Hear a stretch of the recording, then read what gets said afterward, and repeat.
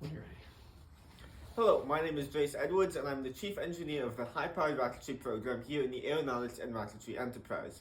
Our goal is to compete in the International Rocket Engineering Competition.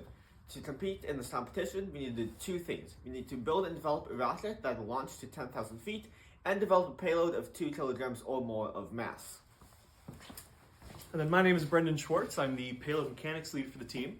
So as you can see next to me here is our payload in of itself. As prior mentioned, this is going on a rocket to fly to 10,000 feet at the International Rocket Competition. The way that we designed this is to use a pressure vessel mounted at the top, which feeds down to a pair of solenoids mounted to 4 nozzle outputs. This gets information from our microcontroller in the avionics bay, which utilizes an internal measurement unit to get the angular velocity of the rocket and fire these nozzles respectively in order to correct for it.